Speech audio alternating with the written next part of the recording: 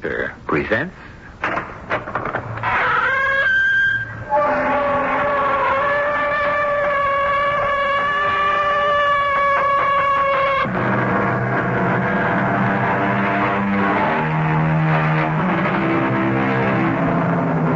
Come in. Welcome. I'm E.G. Marshall. Our story is called Hidden Memory. There is a scientific term for such a phenomenon, cryptomnesia, the appearance in consciousness of memory images which are not recognized as such, but appear as original creations. The experience lies at the root of many instances of plagiarism, intentional or unintentional. But in this story that follows, we propose to carry it much further than that, into the realm of the occult, the arcane. Will it change me, Doctor? Will it make me different? Not permanently, no. Will it help me? I hope so. Why don't you just lie back and relax? Then we'll proceed. All right. I trust you. Good. Anyway, I think I do. I have to, don't I?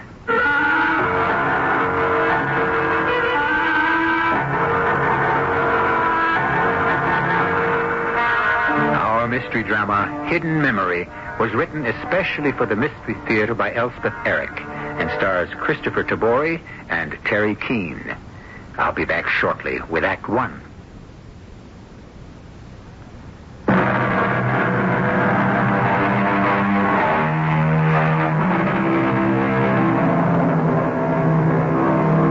We all know that memory plays capricious tricks on us.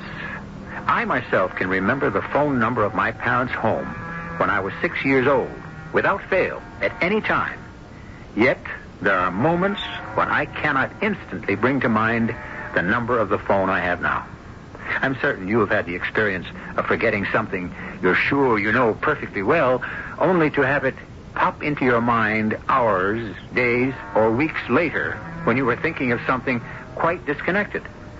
Well, it is that fitful, fickle, freakish thing called memory that will concern us in the hour to follow. Sniper up ahead.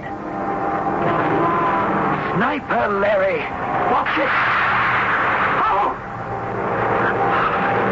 I told you. I told you. Hit. Larry, are you hit? I'm coming to get you, old man. Just lie still. Everything's all right. Rest easy. I'm coming to get you. Oh, Lord. What's happening to me? What's going on? What's the matter? It's my leg. I can't move. I woke up in bed. Some kind of a hospital. The man sitting beside me was probably a doctor. Ah, yes. Definitely a doctor. He had a little smile on his face, and he looked kind, concerned. Oh, yes, I remembered him. He was the one who put the needle in my arm. When was it he did that? How long ago? Feeling all right? Yes, I think so. A little disoriented? I guess you could call it that, Doctor. What was it? What did you pump into me? Sodium amytal. Oh, yes. You said you were going to do that. Did it work? We'll soon find out, won't we? Did I do anything out of the way? Not at all. Well, what did I do? You relived a very painful experience. I did? Larry, I couldn't get to him. That's right. Oh, I was scared stiff. That's right. Scared stiff. That's some sort of a joke, isn't it? Scared stiff. Paralyzed. Is that possible? You've never heard of being paralyzed with fright? Oh, yes, I've heard of it. Never thought it would happen to me. It can happen to anybody. Often does. Doctor, will I be able to walk now? Your mother's outside. Would you like to see her? You didn't answer me. Will I be able to walk? I think I'll ask her to come in. Will you come inside, please, ma'am? Oh, yes. Thank you, Doctor. Hello, Mother. Oh, Evan, darling. Doctor, he looks so pale. I'm going to ask you to sit in that chair. No, not that one. Over there. Well, can't I sit beside Evan? Over there. If you please. Well, whatever for? Why can't she sit next to me? Because now we're going to find out whether... If I can walk. Is that it? That's it. Precisely. Go on, Mother. All right. Thank you. Now, young man, don't rush things. Take all the time you need. You want to swing your legs over the side of the bed? That's it. Splendid. Need help in standing? No, let me try it by myself. I did it. You most assuredly did. Now, I want you to keep your eyes on your mother's face Darling? and slowly walk over to her. Don't look down at the floor or your feet. Just keep your eyes on your mother and go to her. Ready? Yes? Slowly now. Darling? Eyes up. I'm right here, darling. I'm walking. I'm walking. Oh, look at me. I'm walking. Eyes up. Up. Oh, no. Oh, Evan, are you all right? Darling, are you all right? I was walking. I was walking. Of course you were. Till he yelled at me. Who yelled at you? No one yelled at you ever. Yes, you did. I heard you.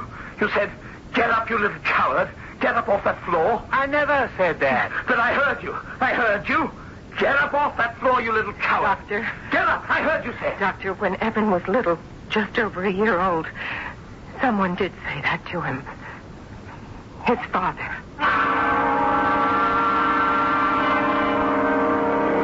A few days later, I left the hospital with Mother. She wanted me to drive. She was so proud and pleased that the paralysis had left me. But I had my mind on other things. A lot of other things. Not just the wonder of being able to walk again.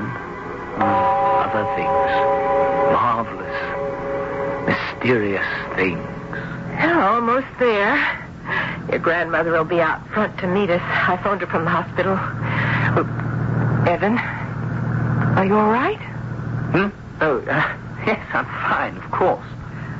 You're not still upset about, falling down that first time, are you? Oh, no, not a bit. Because you've been walking perfectly ever since. I know. I think it was just that your muscles were weak after not being used for so long. Maybe. Or you couldn't find your balance right away. Probably. That's what the doctor thinks. I don't care what the doctor thinks. Evan, when he's done so much for you. Oh, all right. I appreciate it. I'm grateful. Then what is it? It was hearing him say, "Get up, you little coward." But he didn't say it. I was there. I know. I heard him. Evan, my dear. What's more, I saw him. What? Yes, I saw him. I saw him standing there. No, wait. I'm going to stop the car. I did. I saw him and I heard him. Evan, now see here. We have got to get this straightened out. Now, I told you and I told the doctor, when you were, almost a year old, we were trying to teach you to walk. And you did pretty well on the whole. Anyway, I thought so. But your father, well, he was not a patient man. He did everything so well himself, so quickly, and apparently with so little effort. It irritated him when someone else didn't do something to perfection straight off.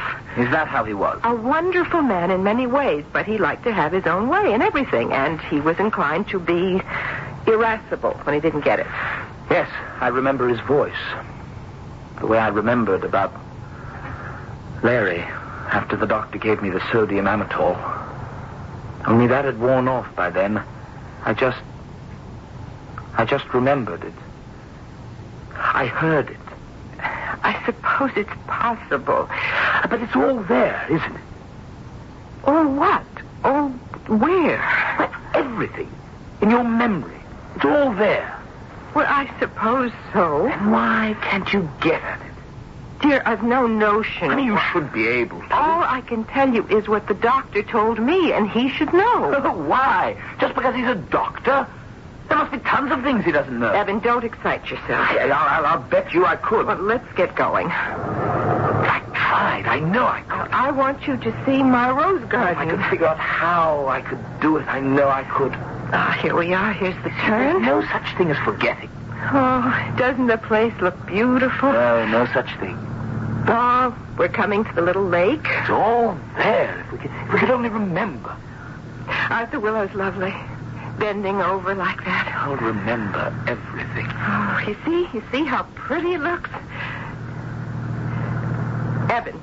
What? What did you say? See how pretty the lake looks. How fresh and clear. Stop the car. Stop the car. What for? Yeah, stop it. All right. That's what you want. Evan, what is the matter? No, nothing's the matter. I just want to look at the lake. Oh. It's beautiful, don't you think? Evan? Where are the swans? What? There should be swans. There should be swans on the lake. There haven't been any swans. Yeah, there used to be swans on that lake. I remember them. Beautiful, stately swans, gliding around, preening their necks. Now I can see them. There have been no swans on that lake since before you were born. Really? You mean that? Your father had them disposed of. I remember them. But you weren't even born. I told you. It's all there. In my head. Everything. Evan, let's go on up to the house. Your grandmother will be waiting for us, and you can have a hot bath. Wait, what are you going to do? I'm going down to the lake. Please, Evan. You go on ahead. I'll join you in a little while. Evan, please. Now, I am frightened. Don't be. I'm not. Go on, Mother. Oh, Grandma, I'll see her presently. Now, please, Mother. I'll be all right. Really, I will. Well, if you're sure. I'm sure. I'm very sure. I've never been so sure in my life. I guess she drove off and up toward the house. I didn't hear anything or bother to look back. Because my eyes were fixed on the lake, I still saw the swans swimming. Swans which, according to my mother, I had never seen. Well, I saw them now. I sat on the bank of the lake under a willow tree, and I stared into the clear, still water. Oh, so clear I could see way down to the bottom. And there, at the bottom of the lake,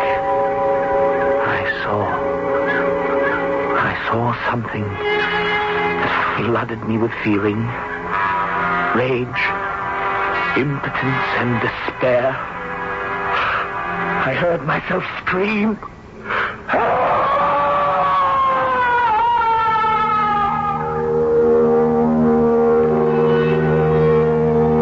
Of course, you have heard of precognition, the ability of some psychic personalities to know the future. How much have you heard about retrocognition, knowledge of the past? And how far back into the past can this retrocognition extend? If it can go back to the time before birth, then what are its limits? Does it have any? Or is it unbounded? We'll return shortly with our second act. What?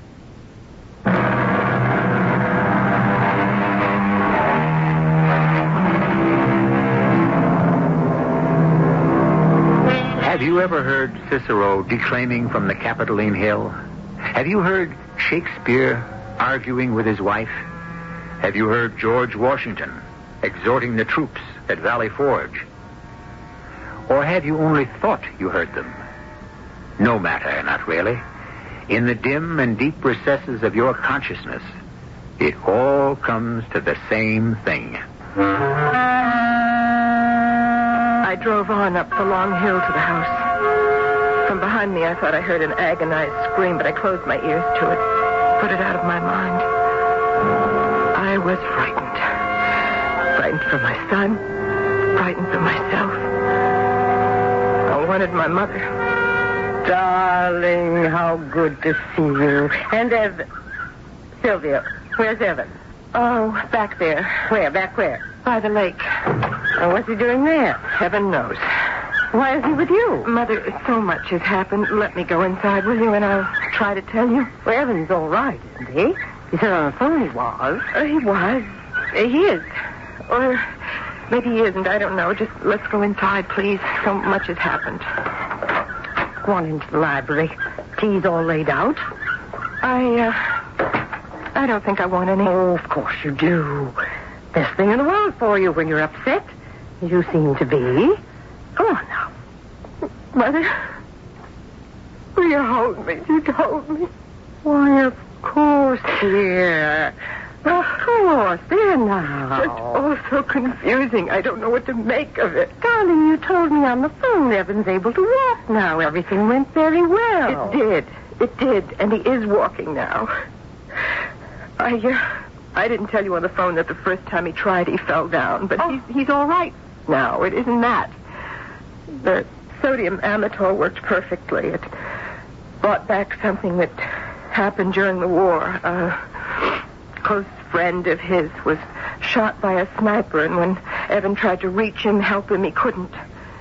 Sheer fright paralyzed his legs. But once he'd lived the thing over in his mind, he was all right. Mm-hmm. I was in the room afterward. He was walking toward me and suddenly fell down. And from the floor, he accused the doctor of yelling at him, which the doctor hadn't done at all. The doctor had simply told him to keep his eyes up. But Evan was certain that he'd shouted, "You little coward, get up off the floor."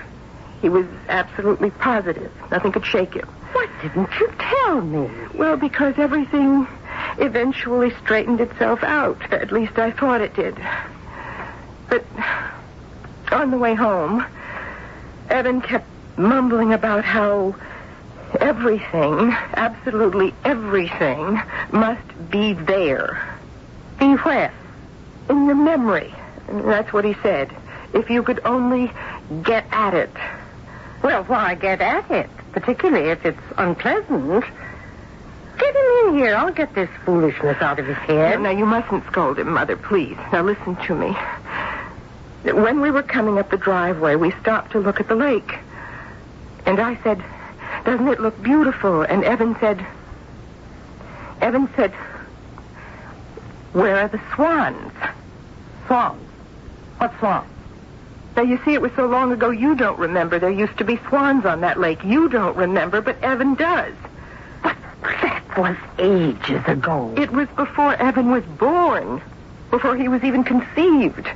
It was 25 years ago, Mother. Probably he heard us mention them, talk about them or something, how beautiful they were. Yes, they were beautiful, now that I think back. It's not a time I like to remember. When you and that dreadful man you married moved in with me, well, I just don't care to look back on it. Sorry you brought up the subject. Please, let's not get started on the subject of my marriage. Do you mind? We've been all over that. Well, if you'd listen to me... Now, what about your own marriage? I stayed married.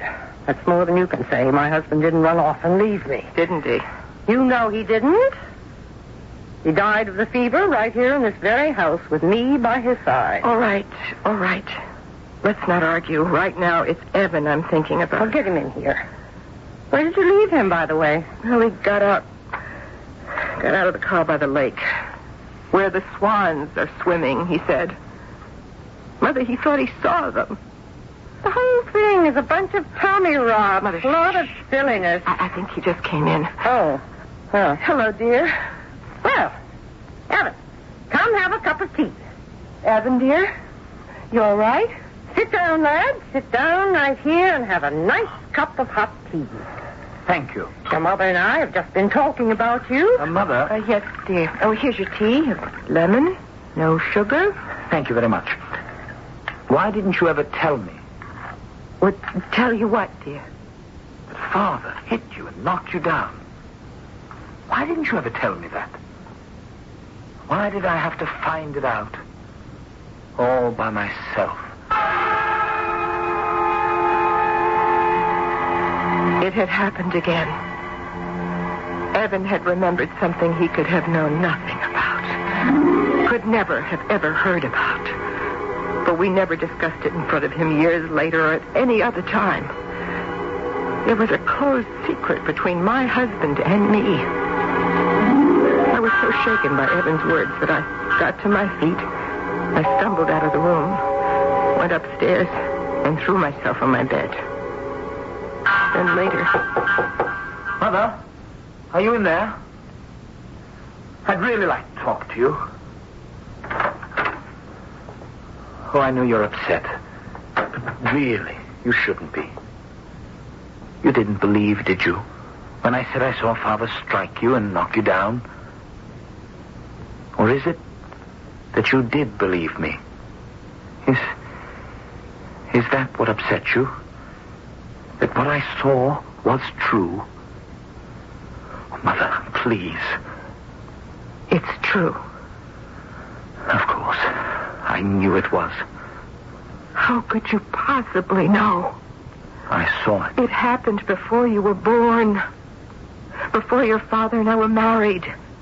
How could you possibly know? You say you saw it.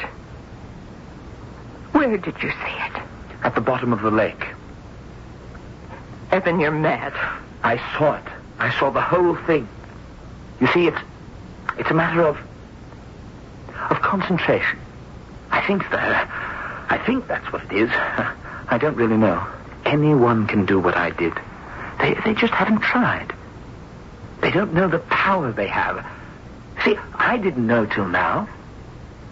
Evan, if I went down to the lake and concentrated the way you did, could I see things? Hear things that happened, say, 30 years ago? I don't see why not. When I was a little girl, my father went away. Left your grandmother and me. Oh? Where did he go? That's just it. I don't know. I know what your grandmother told me, that he went to London on business. But I never believed that. Of course, I was devastated when he left. I thought I'd never see him again. But you did. He came back. Oh, after weeks and weeks. But to me, it seemed like years, like forever. I've never really gotten over it. Evan, if what you say is true, that nothing is lost, that everything can be brought back, couldn't I bring back all that? Where my father went? With whom? Couldn't I go to the lake and find out? Yes, if you concentrate hard enough. But you don't have to go to the lake. You could go any place. Use anything. Anything that will shut out the present and bring back the past. I could go to my rose garden. That's the place I love best. I could go there. I walked into my rose garden, half afraid, half determined. I needed to free myself of this gnawing curiosity that had plagued me since childhood. I passed my favorite rose bush, then turned and went back to it. It was a tall bush laden with deep yellow roses, the yellow shading at the heart to a kind of coral, almost orange. I looked deep into it, shutting out the world, the present, losing myself in the heart of a rose. Then I saw it. Evan, where are you? Evan! Here, Mother. I'm here. Evan. Oh, Evan, I saw something. I did. I saw it. I did exactly what you told me to do. I stopped by my favorite rose bush, the dark yellow one, and I stared into it. I don't know how long. For a long time. And everything seemed to float away from me. Even you, even the rose itself, everything. I didn't know where I was, or who I was, or what I was doing. I was disembodied. I had no mind, no will, there's no being. Then after, I don't know how long, I saw it. Clear and distinct, pointing straight at me. What did you see? An arrow. An arrow, Evan, pointed straight up at me. An arrow. Oh, Evan, what does it mean? Why should I see an arrow in the heart of a rose? I don't know, Mother. But it must mean something, mustn't it? Oh, yes, it must mean something. Something connected with Grandfather. Would you like me to try and find out what it means? Oh, would you? Do you think you could? Well, I could try. What will you do? Well, I shall go to the lake, of course. Try to find the answer there.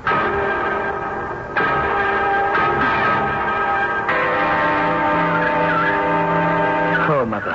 Oh, Evan, you've been gone so long, I was worried. Did you see anything? Anything that would help? I hope you're not going to be disappointed. Well, just tell me. I saw Victoria Station. Victoria Station. That's all? Well, Mother did say Father went to London. Is that all you saw? Just Victoria Station? No. Something else. Something vague. Large. Going on.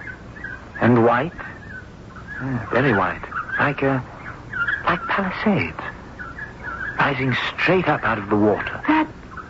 That sounds like the cliffs of Dover. And the train to Dover leaves from Victoria Station. It all fits together. Victoria Station, Dover, the arrow. Now I know where my father went. Oh, quick. We must go tell your grandmother what we know. Oh, I felt so triumphant, so powerful. My mother's lie to me so many years before lay exposed for what it was. She had hidden the truth from me, but now I knew it. I knew.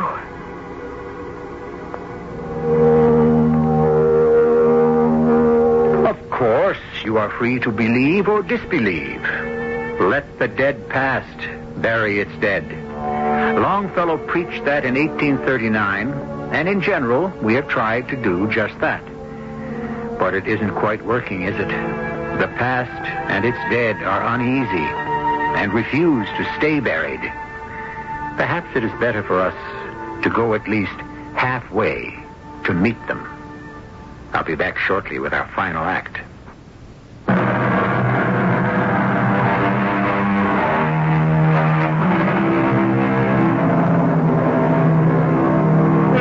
The whole stanza, one of whose lines we quoted before, goes like this. Trust no future, however pleasant. Let the dead past bury its dead. Act in the living present. Heart within and God o'erhead. Sound advice, is it not? But would the poet have offered it if we did not persist in trying to raise the dead, bring back the past? A lot of claptrap. Simple-minded balderdash. Perhaps it was the war that unhinged my grandson, or perhaps he inherited this morbid streak from his father. Whatever caused it, I, as the living head of the family, intended to eradicate it. Just how, by what methods, I was not sure. Mother, what do you want? I'd like to speak with you, Grandmother. Well, I'm not sure I want to speak with you. Now, please, Grandmother. Oh, very well. Come on in. Thank you, Mother. Yes. Thank you, Grandmother. Mother, sit down. Both of you. Listen to what I have to say. No, Mother. I repeat, sit down, Sylvia, and you too, Evan. Yes, Grandmother. Now, I don't know what this folderol is all about. this rubbish about seeing things at the bottom of our lake? It's not rubbish. Seeing things that happened before you were born. Mother, I think you should know that Evan isn't the only one who has seen things. So have I. You, Sylvia? You've been a party to this chicanery? Can you calm yourself enough to listen? Well, I don't know that I can. It's all too mortifying. Well, try. Hear us out. Very well. I shall try. Now, at first, I felt pretty much the way you feel. That there was something strange about the whole thing. That Evan was peculiar, maybe even a trifle mad. But he assured me that this ability to remember things from the past, even the distant past, was not confined to him. So I decided I would try. Try hard. You went down to the lake and stared into it like Evan? No. Evan said it didn't matter what you used to gather your concentration. It could be anything at all. So I went to the rose garden. To my favorite rose bush. The tall yellow one with the deep center. And I lost myself in one of those roses. A particularly beautiful one. Only just half open. I stared for, I don't know how long, because time lost all meaning for me. But I lost myself within it. Well? What happened then? Anything? Yes. I saw an arrow. An arrow? You saw an arrow? Well, clearly there was no arrow inside a rose, so you imagined it. Does that matter? Grandmother, wait. When Mother told me about seeing the arrow, I didn't know what the significance could be, any more than she. So I offered to help. He went back to the lake. And what do you think he saw? I haven't the foggiest notion. Victoria Station. Victoria Station? What in the Well, that's world? not all. Evan, tell her what else you saw. Masses of something white, rising out of the sea. And what is that supposed to signify? Masses of white rising from the sea. What else could it be but the white cliffs of Dover? I am not impressed. But the arrow, Victoria Station, Dover. Don't you see how it all fits together? The golden arrow, Mother. The boat train to Paris. From Victoria Station, you take the train to Dover. They load the train onto a ship, sail to Calais, unload the train there, and you take off to Paris. It's all perfectly clear. Not to me. Why should imagining the golden arrow mean anything to any of us? Because that's where Father went. All the time you told me he was on business in London. He was in Paris. Is that what you've been conniving to find out? With all this staring into a lake and a rose? Was this simply vulgarity about where your father spent those few months? Couldn't you be satisfied with what I told you? No. No, I couldn't. I simply couldn't. Sylvia, you have hurt me deeply. Would you leave the room now? I'd like to speak to Evan alone. If that's what you want. That is what I want. All right. Call me if you need me. We shan't need you. Well, what is it, Grandmother? Evan, I want to show you something. Something I have kept all these years. Even your grandfather didn't know I had it. And, of course, I never showed it to your mother. It's here, in this little locked drawer. Here. Come take a look at it. All right.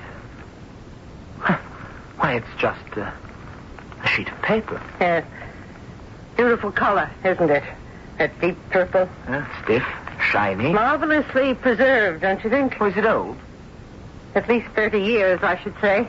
Grandmother, does this have something to do with Grandfather's absence when he was in Paris? He returned to me, you know. Never told me where he'd been, just came back and expected me to take him in. Which, because I loved him to distraction, I did. But this purple paper... When he'd been home, where he belonged, for about a week, he got a package. There was a box inside, wrapped in this paper. Obviously a gift of some kind. What kind of a gift? What was it? Do you think he showed it to me? Told me what it was? But I was convinced then, and I am convinced now, that some woman sent it to him. Now I'm convinced it was some woman in Paris. That he had an affair with some designing woman in Paris. Evan, do you think, is it possible that using your methods, I could discover their trysting place, discover her name, perhaps even discover her? It's possible for anyone. I've told you that. Evan, I'm going to try. Look here at this purple paper, this shiny purple paper. See how it reflects the light. Seems to be giving off sparks. Yes. You leave me now and let me stare at this shiny purple paper till I see what I want to see. So intense was my determination, so ardent my desire that I dismissed all my querulous doubts about the absurdity of this procedure. I sat down in front of the little table, pulled up a chair, and with my hands holding the sides of my head, I gazed intently at the sheet of purple paper. Evan! Evan, where are you? Evan, I need you. Yes, Grandmother. I'm here. I'm right here. What is it? What's the matter? I saw... Grandmother, you're trembling. Come, sit down. No, I have to tell you. Yes. You saw something, didn't you? In the piece of paper. Yes, I saw something. I saw several things. Now tell me, what did you see? No, not now. I won't tell you. Now. Because you might try to talk me out of it. Out of what? The trip. Our trip. Our trip to Paris. You and I, Evan, are going up to London. Then we are going to take the boat train, the Golden Arrow, to Paris.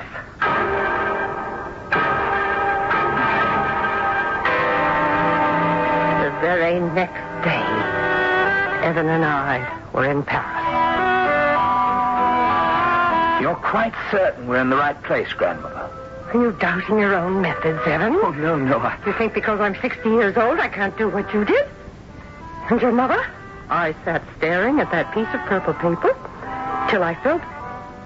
Well, how shall I put it? I felt as though I had no earthly existence whatsoever.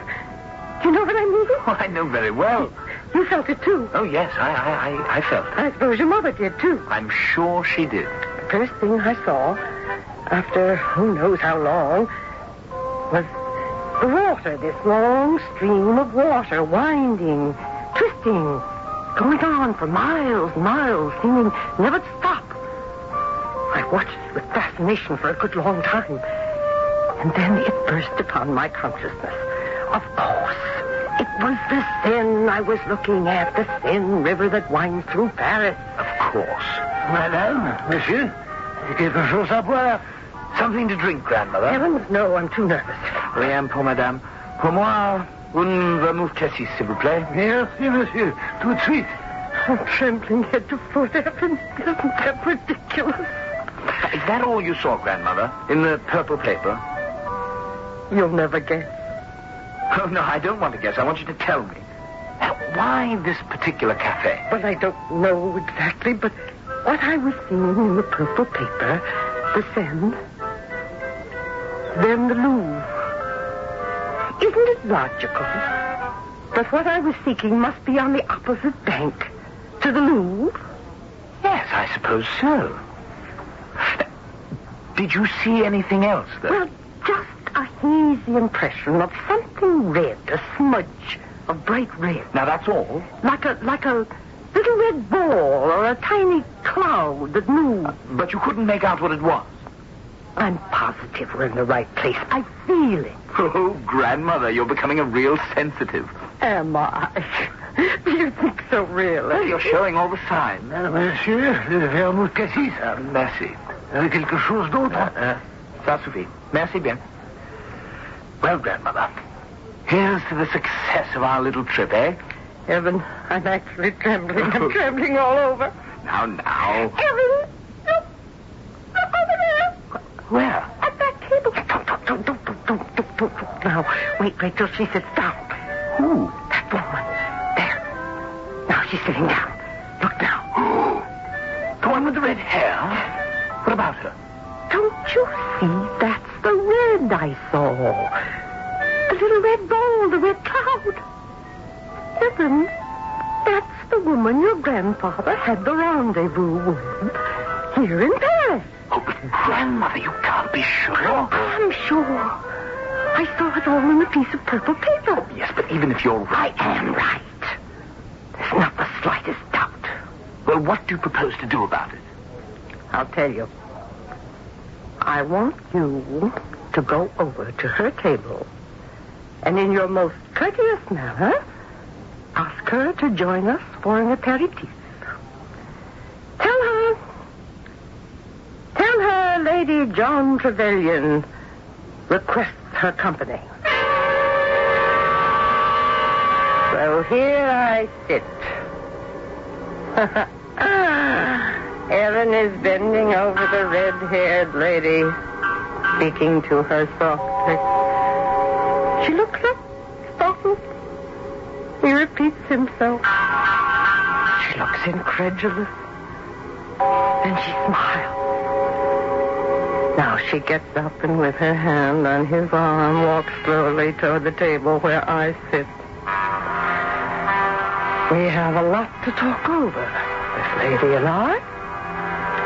After all, he did come home to me, where he belonged.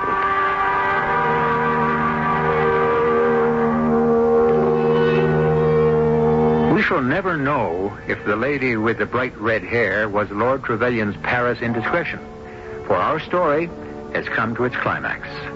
I'll be back shortly.